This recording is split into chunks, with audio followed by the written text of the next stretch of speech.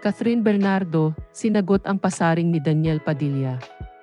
Hanggang ngayon ay pinag-uusapan pa rin ng ilang mga netizens ang social media post ni Daniel Padilla kung saan tila kinumpara niya si Catherine Bernardo sa isang basura. Sa isang Instagram stories ni Daniel Padilla, hindi matanggap ng maraming mga tagahanga ni Catherine Bernardo ang naging post ni Daniel Padilla dahil pinapalabas nito na hindi niya kawalan ang paghihiwalay nila ni Catherine Bernardo dahil pinaglumaan niya lamang ito at naging basura na niya.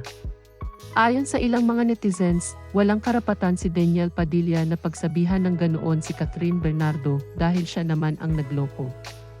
Samantala, marami naman sa mga netizens ang naghinala na may koneksyon ang ibinahaging post ng malapit na kaibigan ni Catherine Bernardo na si Sofia Andres kung saan makikita ang bonding nila ni Catherine Bernardo.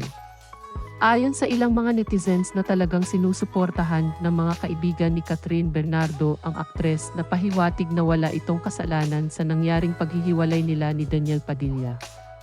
Sa kabilang banda, tila may kasagutan kaagad si Catherine Bernardo sa naging post ni Daniel Padilla kung saan ibinahagi niya ang larawan na kuha noon sa pelikula niyang A Very Good Girl kasama ang multi-awarded actress na si Dolly De Leon.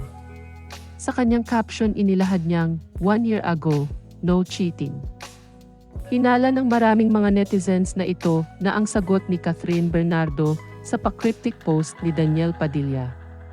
Tila nagparamdam na umano si Catherine Bernardo na talagang mayroong cheating na naganap na naging dahilan kung bakit sila naghiwalay noon ni Daniel Padilla.